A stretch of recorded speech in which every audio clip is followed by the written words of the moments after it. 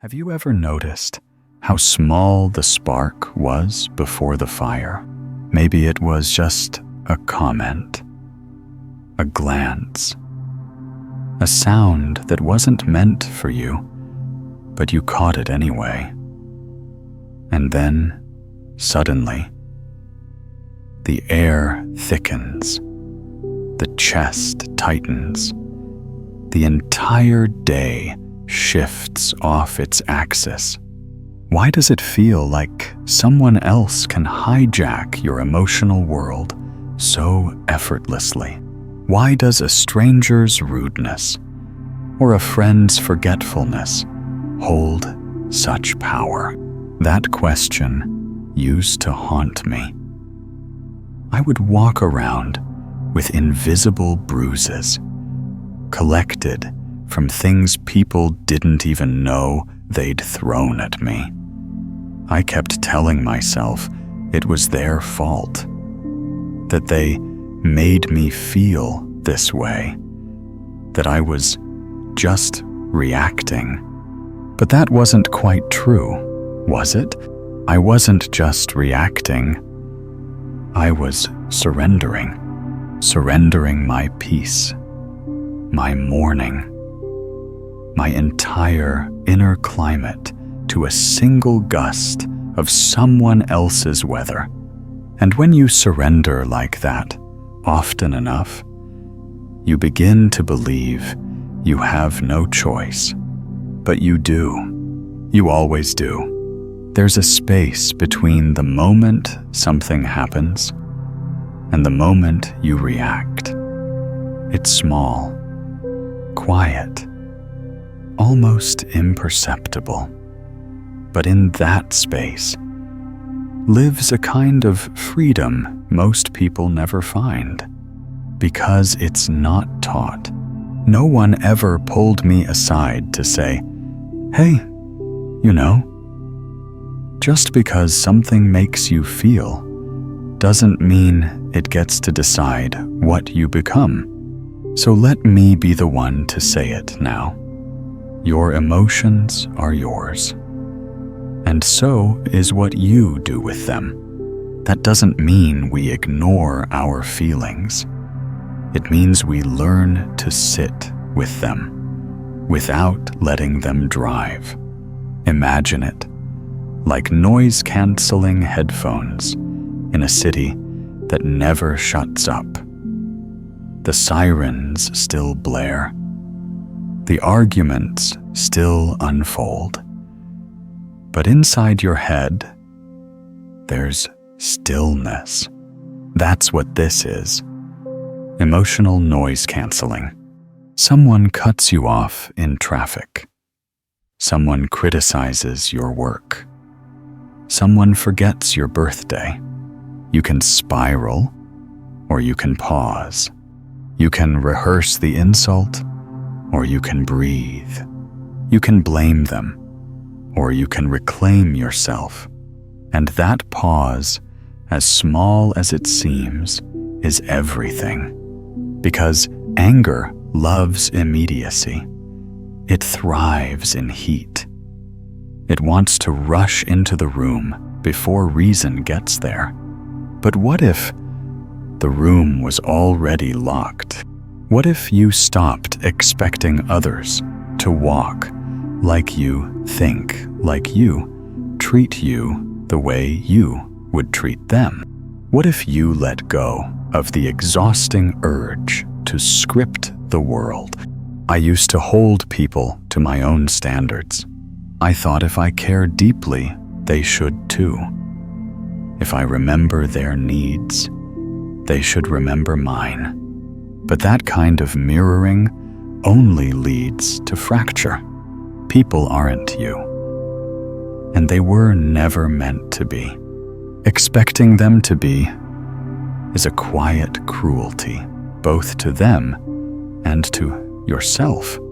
It doesn't mean you stop caring. It means you stop needing them to behave a certain way in order for you to feel okay.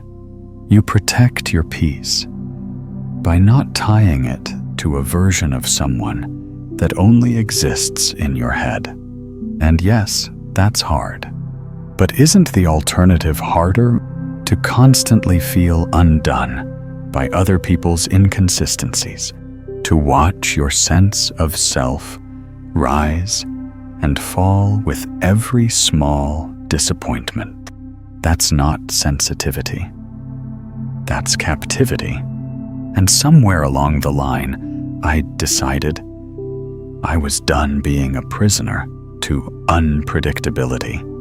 So now when someone forgets or interrupts or disappoints, I don't chase why. I don't lace it with meaning. I don't look for hidden messages in their silence. I just say to myself gently, this is about them, not me. And more often than not, that's true. They were distracted. They were stressed. They were living their own storm. So I stepped back, and I let the weather pass, and I return again and again to the still place inside me that knows I am not here to manage their behavior. I am here to manage my response. If you remember nothing else, remember this: the world will never stop pushing, but you can stop being pushed. The next time anger creeps in, pause, name it, sit with it, ask it what story it's trying to tell you, and then gently rewrite that story, not with denial, not with force, but with a quiet sentence that has saved me more than once. I choose peace, not because they deserve it, but because I do. If this moment felt like silence you've needed, consider subscribing. Not for me, but for the version of you who needs more of this. A like, too, if it helped you breathe softer. There's a kind of silence that isn't empty. It's the kind that settles between two people, when one of them no longer needs to win. Have you ever noticed how arguments often don't end because someone was convinced, but because someone got tired? And how strange that we call it losing when someone chooses to walk away. I used to think silence was surrender, that if I didn't speak up, didn't defend my view, didn't correct the record, I was somehow giving something away, letting them have the last word, letting the lie live. But what if not everything needs a rebuttal? What if truth doesn't need your voice to be true? Sometimes we confuse our need to be understood with our need to be right, but they're not the same. The first is human. The second is exhausting. I've watched relationships unravel, not from betrayal, but from insistence. That relentless, quiet demand. You must see it how I see it. You must come around. And sometimes they don't. And sometimes they won't. And sometimes that's okay. Because your peace isn't built on universal agreement. It's built on alignment with yourself. There is no award for winning an argument that costs you your calm. And yet, we still chase it, don't we? That one more sentence, that perfect comeback, that well-phrased point that finally makes them pause and say, I was wrong. You're right. It almost never happens. And even if it does, it rarely feels like a victory. More often, it feels like something has been broken, even if we're the ones holding the trophy. But what if the win was walking away still intact? What if peace was the prize? There's a moment I remember clearly. A loved one accused me of something unfair. Words twisted, intentions misunderstood, and everything in me screamed to explain, to lay out every fact, every motive, every proof. But something else, quieter, older, whispered, "You don't owe everyone an understanding of you." So I didn't explain. I just said, "I see you're upset. I care about that." And then I stopped talking. It was one of the hardest things I've done. Not because I didn't have the words, but because I had too many. But I chose silence. And in that silence, something unexpected happened. I heard my own heartbeat. I heard the fear behind my defensiveness. I heard the part of me that still believed I needed to earn love through being right. And I held it, and I let it pass. Here's what I've learned since. Silence isn't a retreat. It's a reorientation. It's choosing to protect your dignity, your inner stillness, over feeding the noise of a moment. It doesn't mean you don't care. It means you've learned where your energy is best spent. And it's rarely in arguments that lead nowhere. The philosopher Lao Tzu once said, "He who is attached to his views will never grow." I think about that often, because growth isn't loud.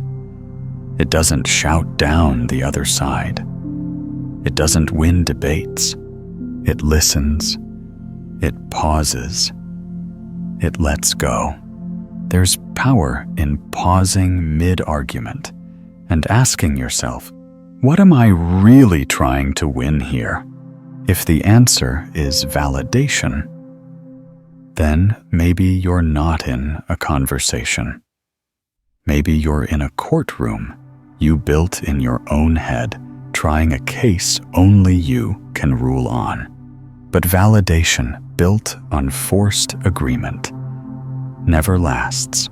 So now, more often than not, when tension rises, I ask myself, do I want to be right? Or do I want to be free? And 9 times out of 10, freedom tastes better.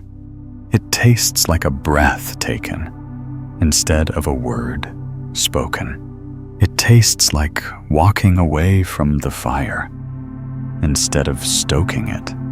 It tastes like inner weather that doesn't change just because someone else's storm rolled in. And that, to me, is enough.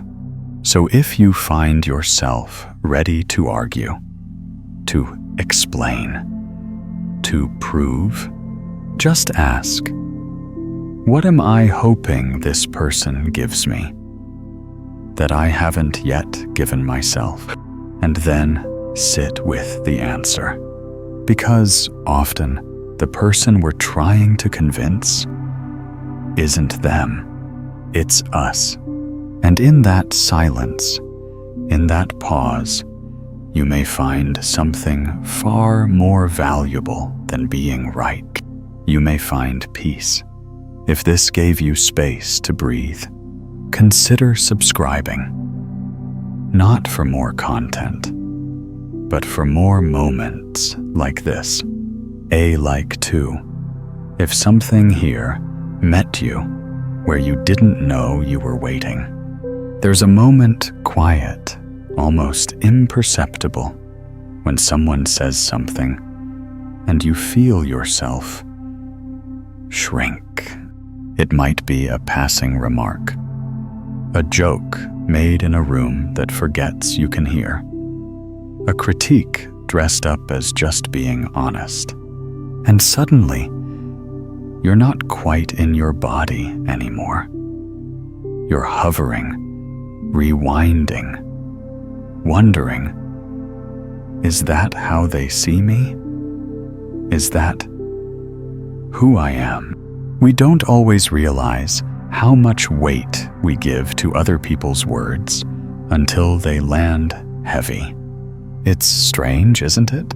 We spend most of our lives trying to know ourselves, but in a split second, we're willing to forget all of that just because someone else couldn't see what we've been building inside. I used to think confidence was about being unshakable, unbothered, bulletproof. But that was just another mask. True confidence, I've learned, is quieter than that. It doesn't need to convince. It just is. It's not a fire you build in response to someone's coldness. It's a warmth you carry even when no one notices. And that warmth, it doesn't come from praise. It doesn't come from validation. It comes from you slowly, patiently deciding that your worth isn't up for negotiation. Because here's the truth. If you tie your value to their applause, you also tie it to their silence. If you rise with their compliments, you'll fall with their criticisms. That's not self-worth. That's self-rental. And I don't want to rent myself anymore. I want to live here fully, freely, without owing my peace to anyone's opinion. There's a quote I come back to often. Marcus Aurelius said, "We all love ourselves more than other people, but care more about their opinions than our own." It sounds harsh, but it's honest. We hand out the keys to our emotional house, and then wonder why people keep rearranging the furniture. The thing is, most people aren't even trying to hurt us. They're just speaking from their own fears, their own filters, their own unfinished stories. So when someone critiques you, misunderstands you, dismisses what you love, pause, not to defend yourself, but to remember who you are, and to ask, is this feedback or just noise? There's a difference. Feedback invites you to grow. Noise invites you to shrink. One leaves you empowered. The other leaves you spinning. Not everyone deserves a seat at the table of your self-perception. And not every voice deserves a microphone in your mind. So filter gently. Take what helps you become. Leave what only aims to undo you. And if you're not sure which is which, return to this. Do their words help you stand taller or curl inward? Growth stretches, but it never crushes. There's a tenderness in learning to hear yourself more clearly than the crowd. To say, I am not who they say I am. I am not even who they think I could be. I am something slower, deeper, still forming. It's okay to be seen inaccurately. It's okay to be praised and still feel unseen. It's okay to be misunderstood You're not here to be decoded by everyone. You're here to be real, to be whole, even in the face of someone else's misreading. So the next time someone's words rattle your calm, breathe. Not to push it away, but to remind yourself, their version of me isn't required to match mine. You are not an opinion. You are not an impression. You are not a brand. You are becoming. And becoming doesn't always look impressive to outsiders. Sometimes it looks like being quiet in a loud room. Sometimes it looks like letting someone be wrong about you without feeling the need to correct them. Sometimes it looks like walking away from praise too, because it felt more like performance than truth. And that's okay. You're not here to be liked by everyone. You're here to belong to yourself, to trust the compass inside you, even when others are pointing in every other direction. And maybe, just maybe, real self-worth is this: a quiet knowing that cannot be shaken by anything said out loud. If this felt like something you've needed to hear, consider subscribing. Not out of loyalty, but out of resonance. A like to. If this helped, something inside you, stand a little straighter. It's strange how often we say yes, when everything in us is quietly begging to say no. We do it to keep the peace, to be nice, to avoid conflict, to not disappoint. But every yes that violates your own needs is a quiet betrayal, not of them, of you. And you feel it in the heaviness, in the tight breath, in the long, resentful silence that follows after you agree to something that costs you more than you're willing to admit. People talk about boundaries like they're walls, but they're not. They're invitations. They say, "This is how to love me without losing me." But most of us were never taught how to build them. We were taught how to endure, how to absorb, how to stretch ourselves until we disappeared. We were praised for being accommodating, rarely for being honest. But there's a point where selflessness stops being love and starts becoming self-erasure. And no one claps for you when you're running on empty. They just keep asking. And why wouldn't they? If the well always gives, people will always draw. But here's something I had to learn the hard way. You are the one who must cap the well. You are the one who must say, "I can't right now." And that doesn't make me unkind. It makes me honest. Because truth without kindness is cruelty. But kindness without boundaries is martyrdom. And martyrdom is not noble when it's avoidable. It's not a badge. It's a bruise. So how do you begin? You begin by listening to that small discomfort that rises when someone asks you to carry what isn't yours. You pause, you breathe, and you say, "Let me check in with myself first." Revolutionary, isn't it? Not checking your schedule, not checking with someone else, but checking in with you. Because you know, you always know, and sometimes saying no to them is saying yes to the version of you that's been waiting quietly to be chosen. There's another kind of letting go too, the kind that doesn't come from overgiving, but from overholding. Anger, grudges, memories you keep replaying like a scene that should have gone differently. You think, if I keep holding this, I'll stay in control. I'll stay prepared. I'll never be caught off guard again.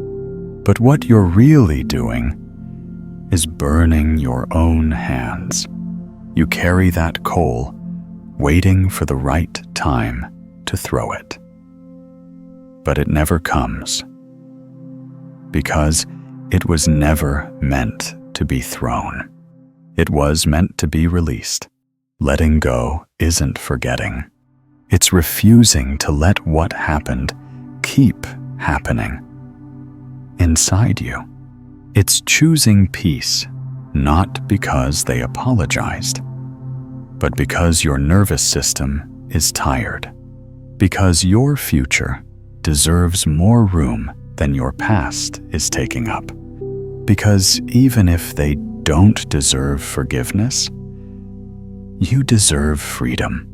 People will tell you that forgiveness is a gift to others, but I don't believe that anymore. I think it's a door you walk through alone, and on the other side, you're lighter, not because they changed, but because you did. And here's the quiet truth. No one likes to say, you don't need closure. You don't need the perfect explanation. You don't need them to understand how much they hurt you. You just need to stop letting the wound define your worth, to whisper to yourself, that happened, it was real, and now I let it be past. Letting go doesn't mean excusing them. It means choosing yourself again and again until the pain has no room to echo anymore. It means choosing not to rehearse the moment one more time, not to text, not to scroll, not to watch their stories like a ghost looking for signs. It means peace, hard-earned, quiet, often misunderstood, but yours. So here's a question. What are you still holding that has long since let go of you? Maybe today is the day you set it down, not because you're weak, but because you're finally strong enough to stop carrying what never belonged to you. If something in this felt like release, consider subscribing, not to follow, but to come back whenever you forget how to say no with love. A like to. If this gave your spirit permission to put something down, there's a kind of strength that doesn't look like strength. It doesn't raise its voice. It doesn't win arguments. It doesn't grip tighter. It lets go, not out of indifference, but out of wisdom. Because eventually you realize, trying to control everything is its own form of suffering. You try to predict, to protect, to plan for every word, every reaction, every outcome. But life doesn't care about your scripts. People will still leave. Messages will still go unanswered. Moments will still unfold in ways you never wanted. And the question isn't, how do I stop this? The question is, can I still be okay when I can't? That's where freedom lives.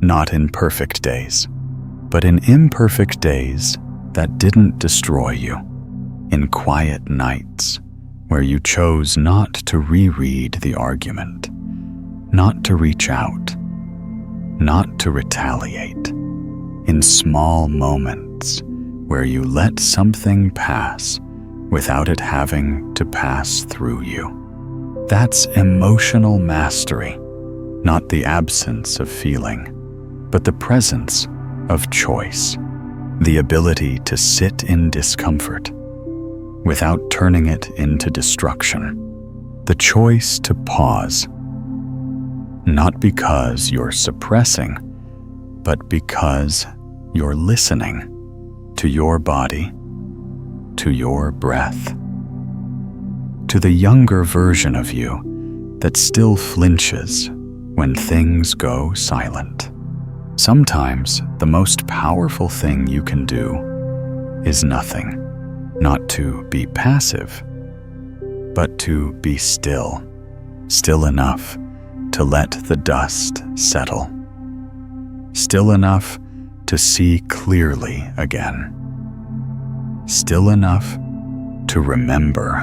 You don't have to attend every storm you're invited to. You don't have to match chaos with chaos, or noise with noise, or pain with more pain. You can just remain soft, steady, unshaken, not because nothing touched you, but because you chose not to carry all of it home. We think strength is in the tension, in the clenching, in the powering through. But strength, real strength, is often softness, the kind that bends but doesn't break, that flows without getting lost, that feels everything and still chooses to love, even yourself, especially yourself. There's no award for holding on longer than you needed to, no prize for staying angry, no gold star for rehearsing the moment until it finally makes sense. You don't need to make sense of it. You just need to stop bleeding from it, to say, that was hard, that hurt, but I don't live there anymore. And slowly, you start to breathe in spaces that used to feel tight. You laugh again in places that once held silence. You show up not as a version of you trying to survive, but as the version that's ready to live. Not everything will go your way. Not everyone will understand you, but you will understand you. And that is enough, because no one gets to own your mood. No one gets to steal your morning. No one gets to decide what lives in you unless you leave the door open. So you close it, not in bitterness, but in reverence, because what's inside is sacred. And maybe that's the whole point, not to build a life that avoids every hurt, but to become someone who holds it differently, softer, wiser, freer. So if no one's told you lately, it's okay to let it go. It's okay to not fix it. It's okay to stop fighting what's already fading. Peace isn't something you find. It's something you stop giving away. If this journey softened something in you, consider subscribing. Not to follow me, but to follow the parts of you that whispered quietly, yes, this is what I've been needing. A like, too. If any of this helped, you remember the gentler truths. Thank you for walking this path with me. Until next time, stay quiet, stay kind, stay unshaken.